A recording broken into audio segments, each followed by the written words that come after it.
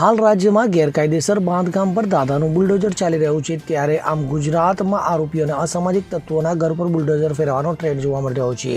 ત્યારે આ બધાની વચ્ચે ભરૂચમાં બુલડોઝર ફેરવવાનો એક ચોંકાવનારો કિસ્સો સામે આવ્યો છે, જેમાં પ્રેમ સંબંધના કારણે ગામમાં 6 મકાનો પર બુલડોઝર ફેરવી દેવામાં આવ્યું હોવાનું સામે આવ્યું છે। તો આ મામલે પોલીસ ફરિયાદ નોંધાતા પોલીસે 6 લોકોની ધરપકડ કરી છે અને બુલડોઝર પણ જપ્ત કર્યું છે। તો મળતી માહિતી મુજબ ભરૂચના જંબુસર તાલુકાના કારેલી ગામે એક યુવાન પરિણીત મહિલાને લઈને ભાગી ગયો હતો।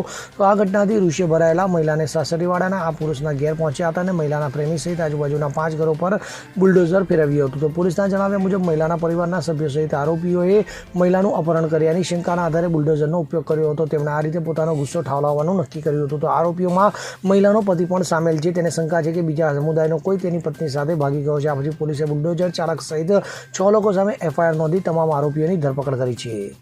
Bureau report CN24 news.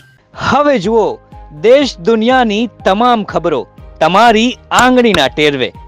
ઉઠાવો મોબાઈલ અને Google Play Store પરથી ડાઉનલોડ કરો અમારી CN24 ન્યૂઝ મોબાઈલ એપ।